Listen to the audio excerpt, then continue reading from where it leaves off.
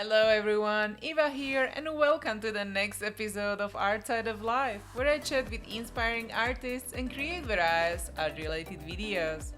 Before we go to the interview, I wanted to let you know that my course Storytelling with Color and Light is now available for you at artsideoflife.com/color. I designed the course for beginner and intermediate artists, breaking the big topic of color and light into smaller parts to help you understand the main concept so you can make your artworks appealing and believable. So check it out at artsideoflife.com/color. And now, let's go back to the interview. My guest today is Matt Rhodes. Matt is an art director at Bioware in Edmonton, Canada. He has worked as a concept artist on Jade Empire, the Mass Effect trilogy, Dragon Age 2, and Inquisition. In his spare time, he is working on a personal project called Tellurion, which is an attempt to tell story entirely through visuals. And now, please welcome Matt, and let's get to the interview. So welcome everyone to the next episode of Art Side of Life, and I'm super happy to have Matt here. Hi! Hey, how's it going? Awesome. Well, let's just start right away with your background and maybe some story, how you got to art, and maybe some fun stories from the childhood. Oh, sure, absolutely. Well, yeah, I think, all of us, or the majority of us, anytime I talk to other artists, we have the pretty similar background where there was art that we loved, and eventually we discovered that there were actually grown-ups that made it, and that was their job. That could be a job. It's just, it's amazing. And so it's something that, between movies and comics and all that sort of stuff, it was something very much like a big part of growing up. And I would say too, I was one of those, it happens every now and then, I was one of those fortunate artists that had a sibling that was also an artist. My brother draws as well, and so that's awesome. We would just kind of get like wrapped up together and just competing with each other and helping each other along. And so I think that made a big impact as well. And what was maybe the age or time when you had this kind of like aha moment, like, oh, I want to do art for a living? Well, it really was a moment realizing that grown-ups did it. I was watching one of those, before there were DVD extras, they used to do like TV features about behind the movies and the movie magic. And there was one about a Disney movie, and it showed some behind-the-scenes stuff about just how people were talking about story and working on drawing. And I think they had brought, deer in for animators to draw. And I was probably 12, 13 years old, realizing those are grown-ups. They are there for their job. That can be something that you actually do. I don't have to stop doing this. And that was just a huge moment for me, and realizing that I think this is what I need to do. And so from that point on, moving forward, it was great. As I kept leaning into it, thankfully, people would be very helpful in plotting out what the next step would be if I wanted to do it. I met someone who was able to point me in the direction of art school, because there was an art school in the city that I lived in that was pretty great. So called ACAD, and and thankfully too, one of the things I like to say is my dad has a pretty entrepreneurial spirit, and he was also very supportive. That's something I'm really thankful for. So he saw what my passion was, and he just thought, well, I may not fully, understand art so much, but I understand business, and I understand how to get work, and I understand. And so he helped me get some of my first contracts, and I drew up a contract and got that first paycheck, and so it was definitely had that kind of help along the way to really take it from being something, to take it from being that dream into actual tangible work. And did you have also other mentors, like your father or someone from school, which kind of helped you to kind of develop your skills? Or well, both my parents were really supportive, and that was awesome. And that made all the difference. But aside from that, I would have teachers that would be very they wouldn't take my crap.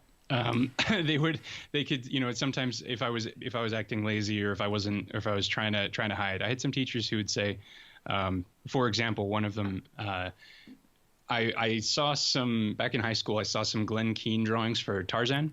Yeah. And they were beautiful. They're just those really fast gestural drawings.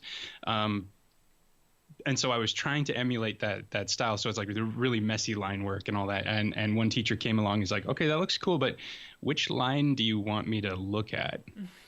And it just like frustrated me so much. I was like, oh shoot, he's right.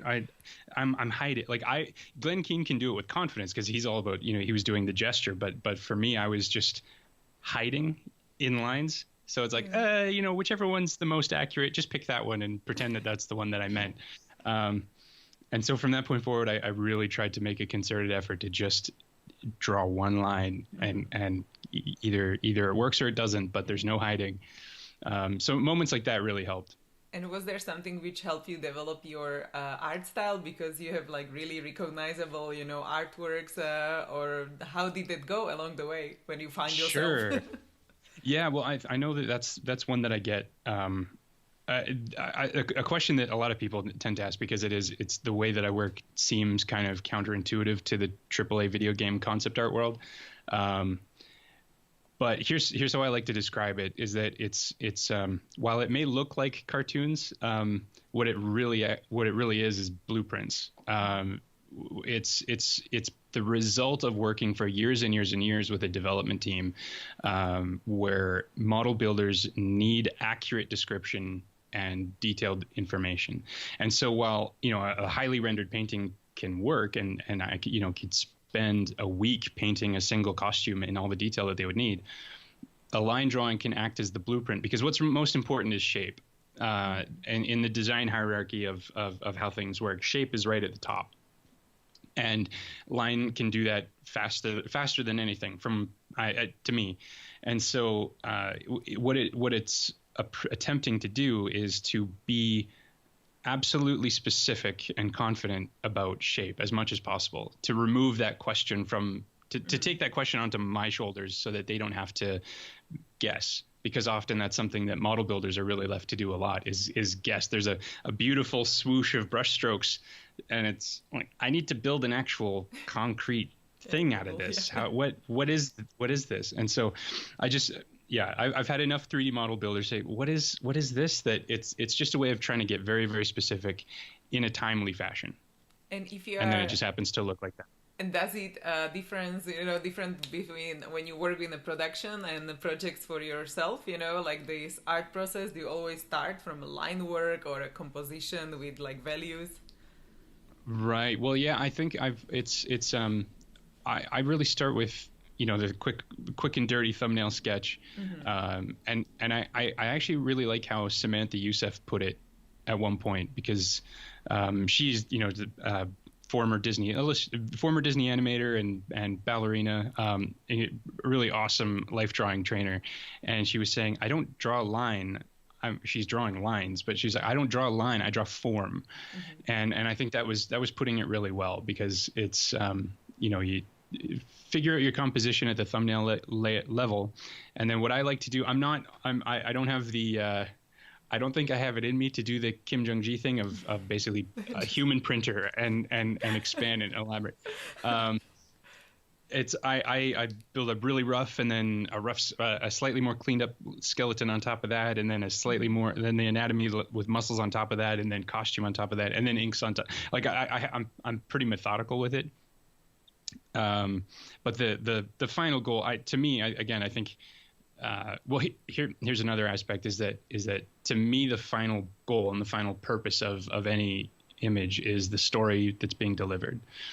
And so there are artists out there who can paint a beautiful image, and I love them. I'm a huge fan of lots and lots of them. But for me, I would rather tell the story and then move on to the next story. And so it's also an efficient way of getting that across in a way that's clear, and that leaves as few questions as possible, but that allows me to move on to the next one. And what is the most important for you in the storytelling? It really is just the storytelling. The storytelling is the important thing. But I think that it's being able to communicate what's necessary. We all come at things with our own backgrounds and histories and understandings. But if you can there are certain universals and certain things that we can recognize: body language and expression, composition. There's the impact that shape and color actually have on us on a psychological level, and some of that's deeply, I think, human and kind of ingrained, but some of that is also cultural. Every culture has different associations. We all grow up with different associations to color. The easy go-to example would be the white and black dichotomy between East and West. That in Western countries, black is typically is a color, like, and how we associate it with death. So black is a color associated with death in the West, whereas in the East, white is the color associated with death. And so being aware of those things, it is something that, because it's used time and time again, it can be used to code your images if you know what your audience is and how they're going to interpret it. Yeah, definitely. And so, yeah, so I've only recently figured out how to articulate this, but I think of especially color and shape as being effectively the visual soundtrack. So it's that thing that's playing. It's like the soundtrack. Hopefully you don't notice it often, but what it does is it helps guide your emotions and guide how you are seeing the story. And similarly, color and shape are like a visual soundtrack, where even if your front brain doesn't notice, your brain did notice it, and it did help to guide how you felt about something and how you're responding to it. Yeah, definitely. As you mentioned, also the black and white colors, I was surprised when I first time heard, when in Europe you draw, like a child would draw a sun, it's yellow, but if you go to Japan, they would draw it as red. And I was like, interesting. That's true, That makes sense. It's just an icon, but both of them are true. But that's kind of something what you just subconsciously do, and that you can do the whole color wheel just with the sky colors, just colors of the sky. That's also amazing. So yeah, definitely. And do you work with colors as well, like the support the mood, as you mentioned, of the image? If someone is sad, that you would maybe use rain or like this overcast day or something like that.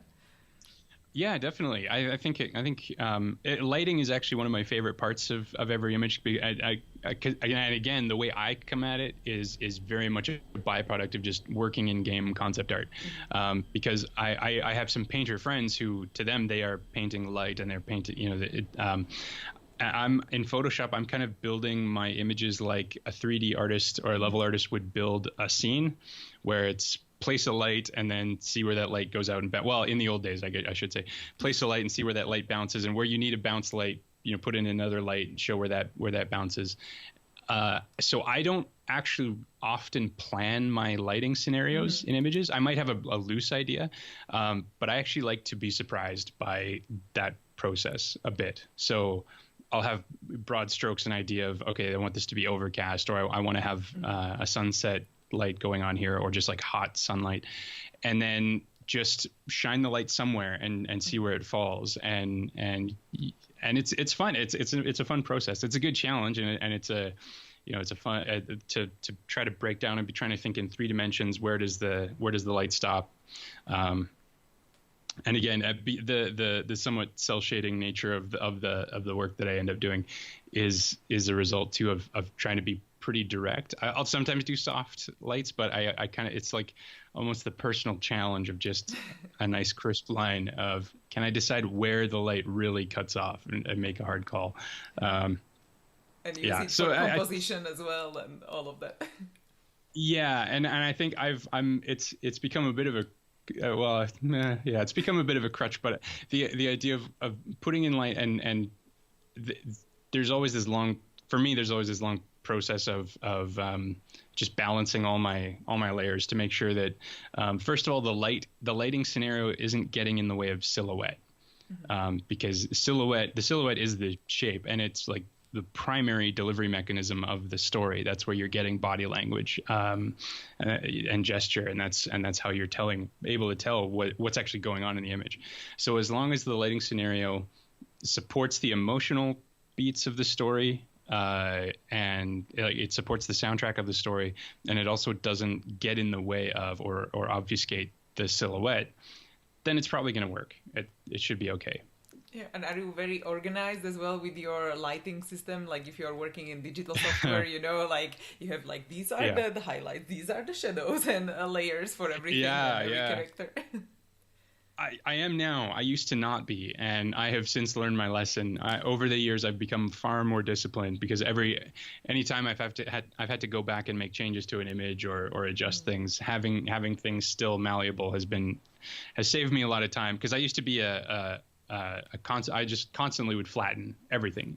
My images. I would work flat as often as possible, and that led to repainting things over and over again and redrawing things. And yeah, now my file structure is it's all nice and tidy. I actually once I learned that you could color code layers in the Photoshop layers, I would take my shadow layers, I color purple, and my light layers, I color yellow, and label reflection layers. I'm pretty thorough now. So yeah. That's really cool. Yeah, because sometimes, as you mentioned, when you have to change something, then it's pain to either find it and then adjust it as well. Absolutely. Well, there have been some Tellurion images where I've drawn a scene in daylight, sent the file to myself later, and been mulling it over and realized, oh no, I've chosen the entirely wrong scenario. There was one that was in daylight, and I realized this has to be a night scene. This only works as a night scene. And so thankfully, because I had all the layers present, I could take the sunlight layer and just recolor it. So rather than being warm and cold, I could darken it a little and add blue and pull the yellow and reds out, and then there you go, full moon. Okay, great. It was a relatively painless process. Oh, that's really good. And do you sometimes start also with the like neutral light, and so like, okay, I can color it or recolor it easier to different scene, as you mentioned, either night scene or a sunset? Yeah, there are some.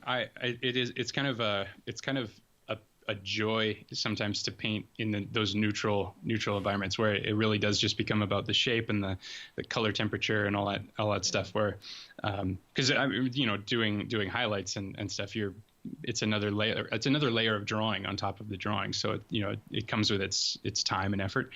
But yeah, I think in cases like that where it's really less.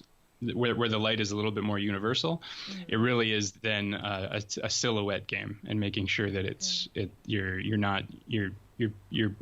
balancing out your foreground, midground, background, and making sure that focus is still clear. Before we continue, let's thank our sponsors. If you are a digital artist, you will love AstroPad. AstroPad is an app that turns your iPad Pro into professional wireless graphics tablet for your Mac. I use it to work with Photoshop and Illustrator to create highly rendered artworks for my clients directly on my iPad. I was super excited to discover AstroPad because the painting apps available on iPad don't have all the functionality like Photoshop. With AstroPad, I can use all my favorite and custom-made Photoshop brushes, which is super cool. And because you are part of Artside of Life community, you will get an exclusive 10% discount on AstroPad Studio licenses. To get started, go to artsideoflife.com/AstroPad and enter the promo code ARTSIDE.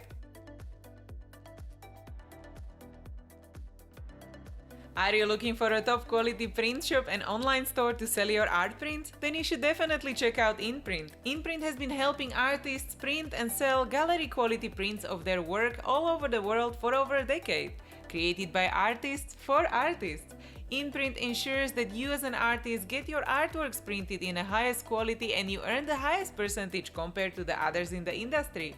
The online gallery at inprint.com is curated by the members, resulting in a beautiful and unique collection of work. Support your favorite artists, discover new ones, and start selling through your own gallery today. And because you are part of Artside of Life community, you will get a special 10% discount with the promo code ARTSIDE. Don't wait, visit artsideoflife.com/inprint and use promo code ARTSIDE. And now, let's go back to the interview. Do you have like a favorite artwork, maybe based on a story or related to time of your life in the art career? Oh man, like favorites by other artists? By you. Yeah. Well, there are some. I think every art project, every game project has come with its own. There's usually one image that kind of trickles to the top, and and so there are a few. The most recent game that I worked on that has been actually released was Dragon Age Inquisition, and there was this one image that just was done as part of this series that happened in the middle of the project, as a way of just kind of getting a refresher on what the project was and where we were headed. And just to show kind of the nature of the characters hanging out, there were a few characters hanging out in a tavern, and they're kind of laughing together. And it's just meant to be this lighthearted comedic moment. But that image has kind of survived the longest. And the most people have, internally anyway, have kind of responded to that as being the piece of concept art that stands out. Or Mass Effect 2, for the work that I created, there's this image for the elusive man. That's kind of the antagonist in the story, and he's sitting on a chair smoking a cigarette watching this kind of rainbow sun die. And that actually came out of an attempt to design him as a character. We realized that he effectively had to be just a man in a suit. He had to be fairly neutral, and he couldn't be as dramatic as video game concept art likes to be usually. And so the story demanded this fairly like even, hard to read neutrality. But in order to really sell it and to make sure that you understood, because we had been looking at so many drawings of like, well, this suit kind of works and this suit kind of works and this it looks futuristic enough, I guess. And it was really hard to make a call. But when you put them in context, and by saying, okay, this normal non-distinct person in the midst of an environment that's incredible, it's like the environment is the character, and the environment elevates who this character is. And so if a guy can just put on a black suit and sit there smoking and watching a sun die through giant glass windows, it's like, okay, that's a power statement. Like dramatic moment. Yeah. Exactly, yeah. And so I think that image for me is still the one that from like say Mass 2 that I would say has stood the test of time a bit longer. That it's like still there. yeah, exactly. And what helped you to progress the most in your like artistic career? If you have someone who is just breaking into the industry now, and they are just like, okay, what should I focus on, and just if you have something like, maybe this is like really good thing to do. Sure. Well, I think I've learned now recently, this is something I've only really intentionally been doing over the last few years, is that as I'm drawing, when I come to a point where I can tell that I'm faking it, I have to make a note to say, okay, go learn that. So a lot of it will happen when, say, I'm doing a drawing and drawing the shoulder blade or indicating the shoulder blade on the back, or it happens with hips all the time. It's like, okay, well, here's where the leg and the hip bone meets. It kind of looks like that. Okay, sure. It works. And when I can tell I'm sort of just squinting and saying, sure, that's fine. That'll be good. I have to make a note and say, okay, clearly you have no idea. You don't know what you're doing. Go study it. And so I'll go and do, try to find a model of a pelvis and draw rotations and put muscles on it and do a deeper dive. And I think by trying to find those things that you're avoiding or you're rushing through or you're trying to hide, and really letting those be your guide as far as, okay, what's next, then you can really start being intentional about pushing, you're really climbing up the ladder of learning there. So, I mean, I often, you'll see with younger artists, the incredibly diverse and clever ways that they can hide feet. It's amazing, because I know I found all sorts of ways to hide feet back in the day. But one of the things that I've been trying to do, and I think, for anyone who's familiar with Tellurion, or if you go look at it after this, one of my own personal things, again, because I'm trying to almost hold myself to the fire, hold my own feet to the fire. A lot of the images that I like to do include the full figure. Mm-hmm. Very, very little actually cropped out, to draw it like from head to toe, the whole figure in action, because I still almost feel like if I try to crop it out, or if I hide it, like, unless the composition really demands it, if I need to focus, I still feel like I'm cheating. And so so I just just trying to do that. But yeah, I think being really intentional about when you're faking it, that's what you need to go learn. But also, I think letting your own interests guide your research, because it can be intimidating. You get the question a lot of what should I be studying? What should I be learning? We're all, as artists, we're all storytellers, and there are stories that each of us that are very important to each one of us. And so there are some artists that I know who are deeply in love with horses, and horses mean the world to them. And to them, if they're not telling a story that has a horse tied into the heart of it, it doesn't work, just because it's something that they value. And so for them, that means they're doing way more horse anatomy studies than I am, where every now and then I might need one and I can go do the research, but it's not something that I am in love with.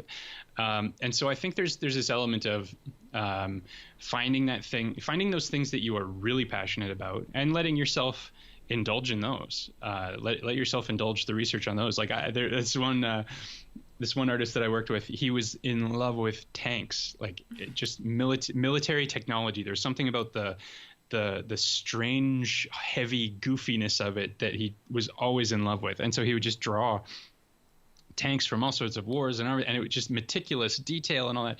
But then when he went to go draw something else, you could still see that love in there and that confidence that came from, he knows how tank engineers have solved thousands of problems. And so he can take those solutions to those problems and apply them to something else entirely. And so there's this transference that can happen that's great, where it's like passion and effort and research. It really does spread around. You'll be surprised by how much it leads to. Yeah. And that ties, I would say too, I would add that ties into the style issue, where your passions and the things that you research. I mean, we all have those artists that we like that kind of help pull us into this interest to begin with, those heroes that made us realize this was a thing. And the artists that we follow now and the subject matter that we're really into.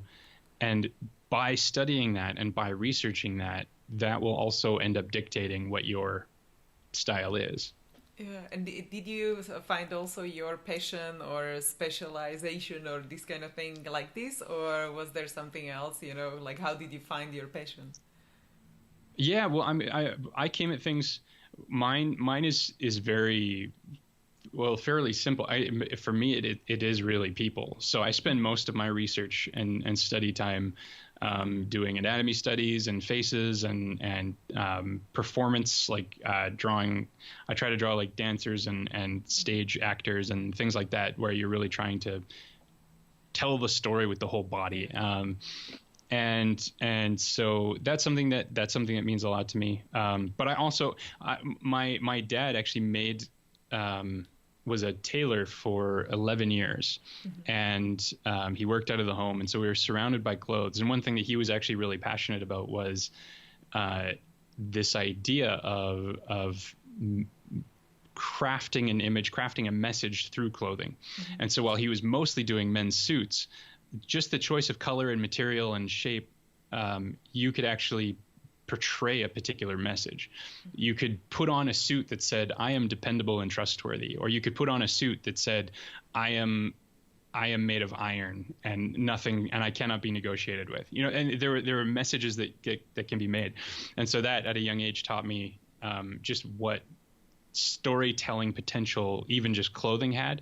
So costume design has always been something that's been huge for me, is that story through costume is something I love to do. And how do you do your research, for your storytelling? Do you go out and you make notes, or, like moments you like? Yeah. Well, I think there's a few parts to it. One of them would be just keeping your, like, casting a wide net. Mm-hmm. All the time. So following all sorts of stuff. I've recommended, I would suggest, just because I've only started doing this recently too, and I've found it's really great, is say on Instagram, following the widest possible spectrum of things that you can. Like, don't just follow stuff that's cool, follow or that you think is cool, but follow stuff that, and this is what I've been saying is that, I'll follow beekeepers and sheep farmers and flint knappers and archers and gymnasts and people like that, so that you're just kind of constantly taking in the world, and so broad strokes, just a general interest in everything.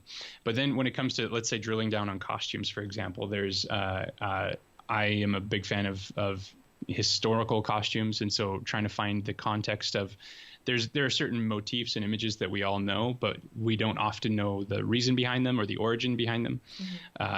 And so being able to learn as much as you can about that sort of thing, so that, you can say, what did nobility, what would a noble at this time with this access to these resources consider valuable, consider important? How would they dress themselves? And how do you dress yourself if you have servants versus don't have servants? And there's different things that different knobs you can start turning the volume on.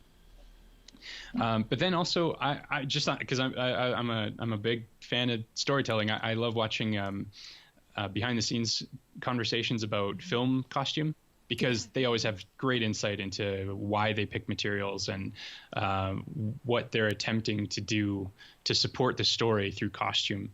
And I mean, one of my favorites is still the Lord of the Rings one, because it's so comprehensive and they go into such great detail, talking about why they picked certain materials and why they related to the characters.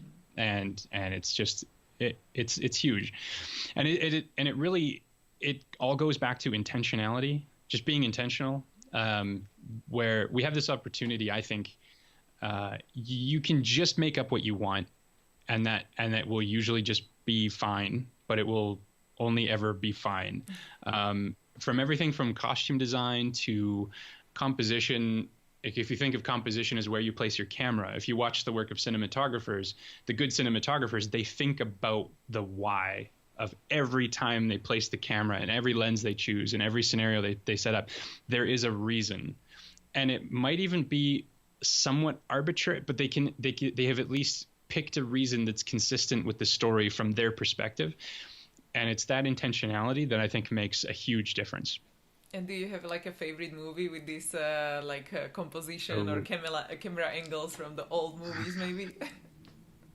Well, I've been it's been great. I've been working with this amazing animator named Paul Dutton, who had worked on The Illusionist and Triplets of Belleville, and he's been coaching me through the storyboarding process, because us, the concept artists at Bioware, we started doing storyboards in a way more comprehensive way on Dragon Age Inquisition, and it's something that we very much enjoyed and we found very beneficial. So we've been learning a lot about the language of film in doing that, and so there was this library of things that he wanted me to look at. And so for very dramatic, if you want to get it's better to, if you're going to start looking into it, for those of you who might go and start looking into this, to go with the really strong flavors first, because they're identifiable.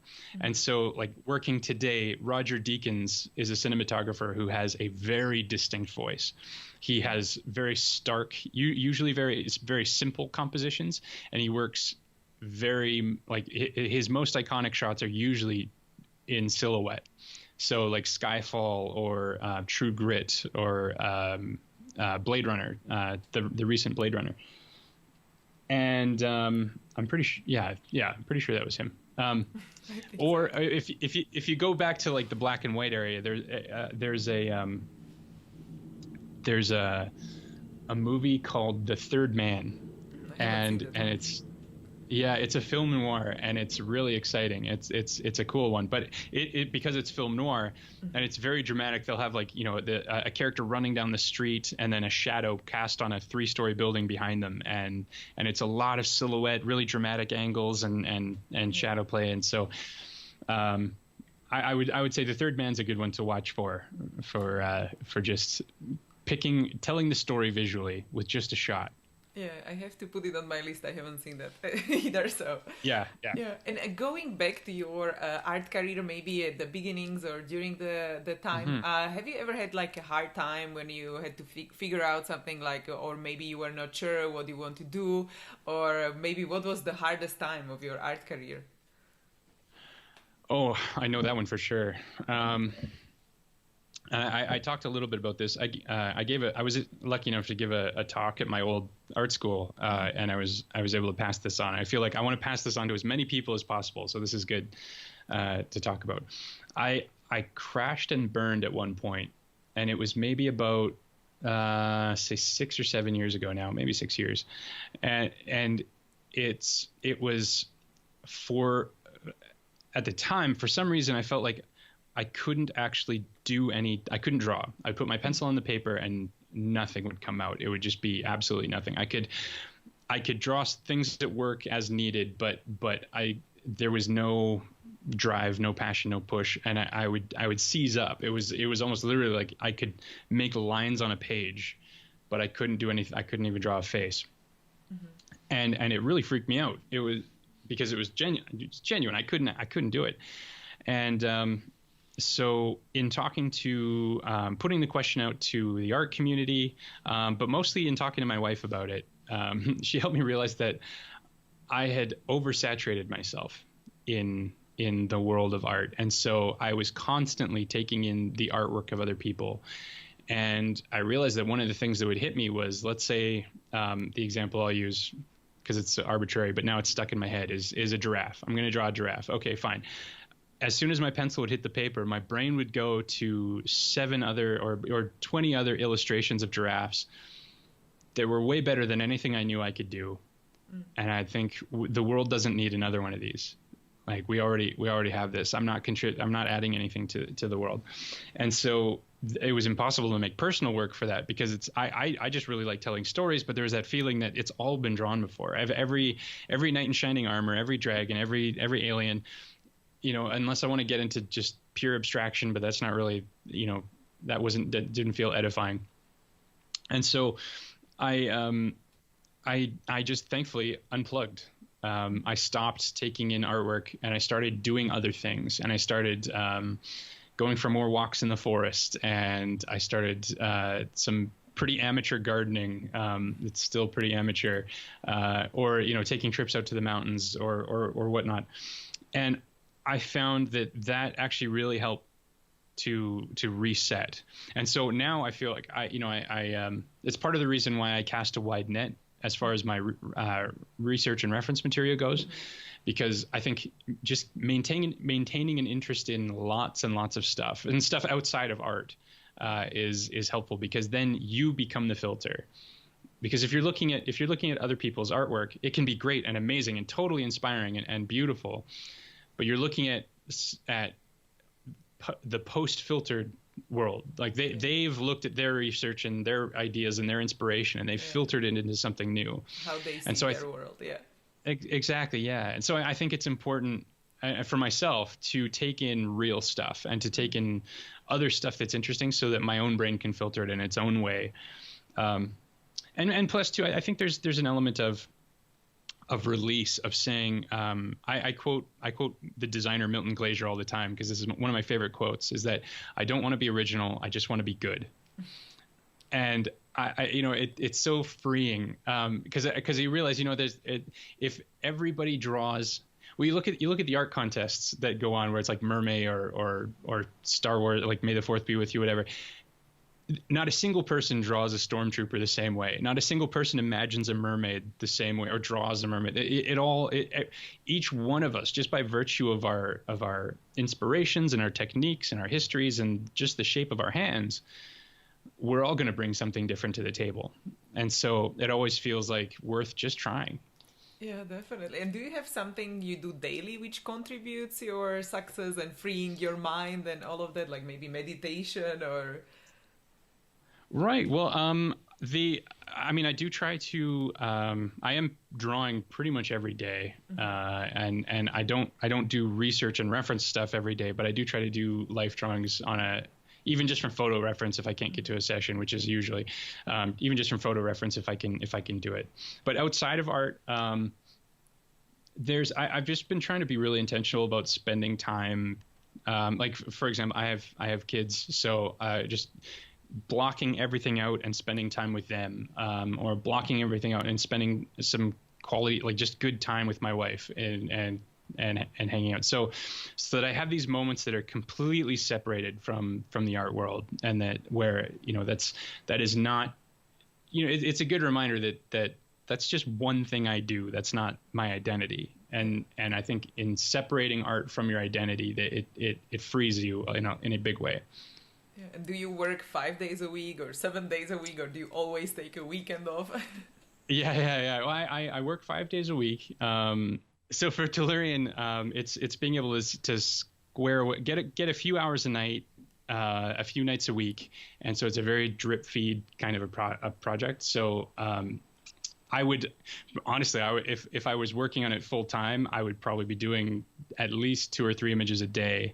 Mm-hmm. But as it stands now, it's maybe at best, 1 a week feels good. Sometimes 2 a week, and that's just it. So it's the kind of thing that it's probably going to take a few years, but it's been a really good exercise for me and something that I'm pretty passionate about. So so I'm willing to give it whatever time I can. And so that actually acts as great practice, and it's also a chance to draw the things that I can't draw at work, mm-hmm.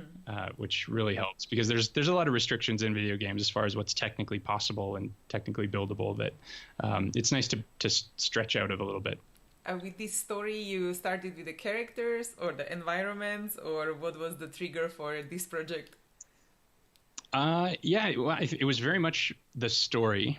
It was still very much like there was a story that I wanted to tell, and that really helped streamline the design of everything else. And actually, that's one of the things that in concept art, there's writers, designers, animators, character artists. There even marketing gets in there. There's all these different groups that are all trying to make the same thing, and it's great, and it's a really cool process. And it's very collaborative, and that is creatively exciting. But it also means that everybody has a voice, and there's all, every design has to be a solution to 10 problems, and takes a lot of negotiation and all that. Whereas working on my own thing, I know the story, and so character design can happen almost immediately. A half an hour or an hour of sketching, and I've been able to figure it out to the point where it's actually almost a little eerie. It's almost a little spooky. Like this, I feel like this is right. Is this right? And they look around to say, like, is this right? Anybody? No, just me. Okay, yeah, that's right. I'll approve that. And so it's been really neat for that. And it really is also a chance to try to put my money where my mouth is, in that talking about story guiding everything. So every character design choice, every environment design choice, I'm really trying to base it in story first. Mm-hmm. And do you have a plan for the publishing, or do you like a date or something like that, or not? I don't have a date, and I don't have a plan. My only plan so far, like, I have an outline for the story, and so I have a very general idea of how far along I am in it. Mm-hmm. I'm open to changing and shifting and adjusting as I go.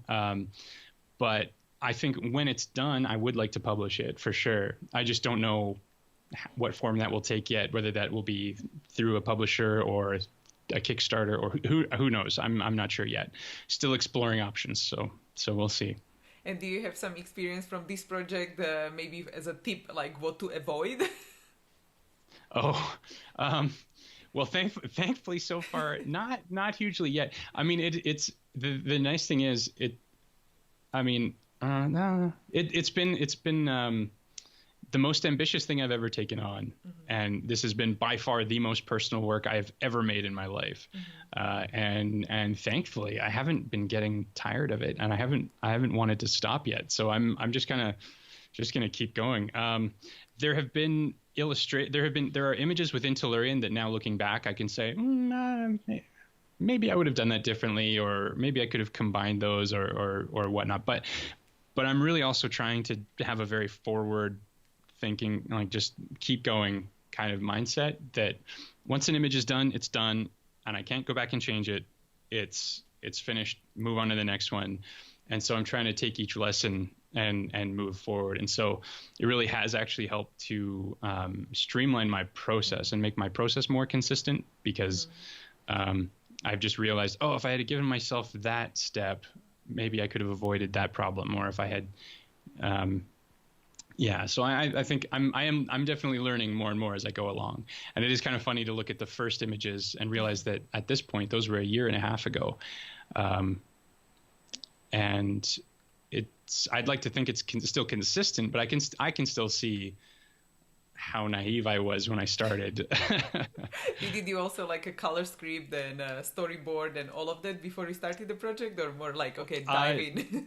Yeah, not a color script, but I do have a very a fairly I want to say both broad but also comprehensive outline. I know where it's going. I have it all beat. I have all the major beats.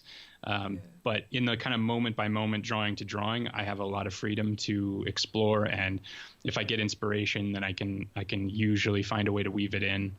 And then there are some. I'm actually already thinking about the project that I might do after Tellurion. So every now and then there's things where it's like, oh wait, that gives me an idea. No, that doesn't work for this. Save it for the next one. See if you can fit it in. So yeah. And do you have some elements or like icons which go through the whole story and all of the images, like maybe special rock which is everywhere with the icon or something like that? There are, but the thing, well, here I can mention this, that with Tellurion, I feel like I can't even say what they are, because with Tellurion, because it's a visual story, I'm purposely not adding words. I want the story to be told purely through the design and body language and color and all that stuff. That I would say what those things are, but it's like, even to say it feels like it takes away from. So people should look for it. The visuals. Yeah. It's like go find it. Because I want to. It's like, for example, the one thing that I've been asked is like, what are the characters' names? And I just say, I can't. I feel like I can't tell you. I feel like that would break it. Yeah. That's a really cool idea. Yeah, I didn't know. I thought that they have names, but yeah, so that's awesome. Yeah, I mean they do have names, but I'm not telling you. I'm not, in my head they have them, but yeah. And if people have made up things. Yeah, so they have like different versions, names of the characters. Yeah. Forums. Cool, but that can be one of the discussions. People can like look for these special items and all of that. Perfect. And, yeah, absolutely. Yeah. What about in like 5 to 10 years, if you cannot fail and everything is going according to your plan, what is your dream scenario?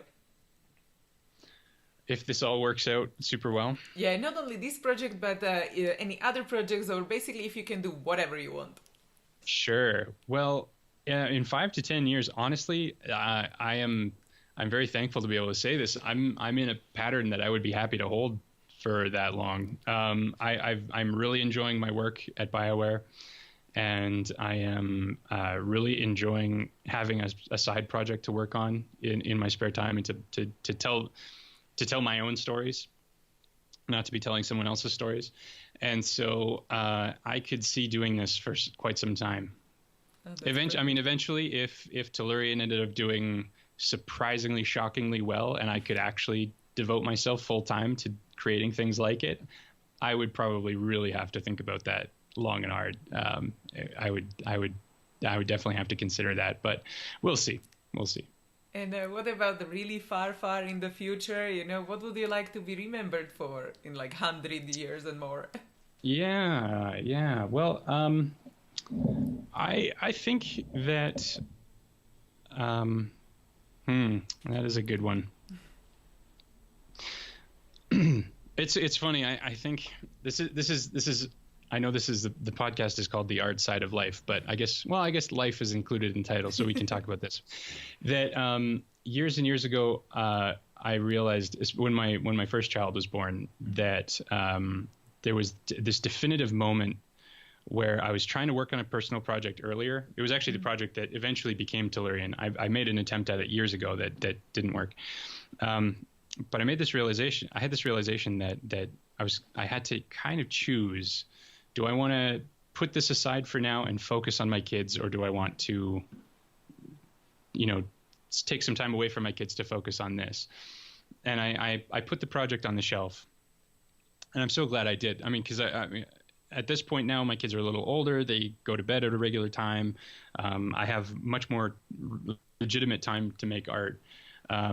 There's this idea that I have in my head that, like, when people are giving your eulogy, when they're talking about who you were, that I think between the two models of having a whole bunch of artists come to my funeral and say, oh yeah, he was really good and influential and did a bunch of stuff, and my kids be like, sure, okay, we kind of knew him, he was our dad, I guess. There's that, or there's having artists show up and be like, well, a few of us knew him, but he just did his work, and my family to be able to say he was a great dad and he was loving and was there for us all the time and inspired us and blah, blah, blah. Like, that's a life well lived. Yeah. And so I think my longer term goals are I think art is kind of in the background. It's there's zero desire to be in any history books, or like there may once have been, or to be known by everybody. That I think if I just get to draw, and that gets to be my career until I'm done here, I think that's enough.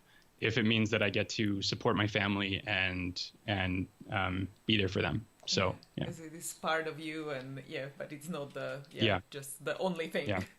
Perfect, definitely. And before we say goodbye, maybe you can share last piece of advice or key takeaway, what people should remember. Sure. Honestly, I will just keep harping on it because I know this is a repeat, but really, I truly believe that story is the most important thing that we do. And to change up a quote by George Lucas, who said that a special effect without a story is a pretty boring thing. I think art without a story is a pretty boring thing. And it's amazing how much you'll see art without a story. Art that tells a story is the stuff that lasts, and it's the stuff that makes an impact. So figure out what stories are important for you. Figure out what stories you want to tell, and just do everything you can to tell those through art. Yeah, definitely. I totally agree. So yeah, awesome way to finish the conversation. And thank you so much again for being here. It was so nice. Thanks for having me. Oh yeah, thanks. It was fun. Yeah, it was super cool, and I love storytelling and color and light and all of that. So super inspirational. Yeah. So cool. So hope everyone is also inspired who was listening or watching. So thanks guys for joining as well, and see you in the next episode. Hey guys, thank you so much for watching. I really appreciate you being here, and if you enjoyed this video, please subscribe because I post new videos every week. I will be also super happy if you let me know your thoughts in comments and give the video a thumbs up. You can find all the resources mentioned in this episode at artsideoflife.com. Just type a guest name in the search bar. There is also a couple of free artist resources ready for you. So if you want to listen to the interviews on the go too, make sure to check out the podcast at artsideoflife.com/podcast. Continue to inspire each other, and I will see you guys in the next episode. Bye!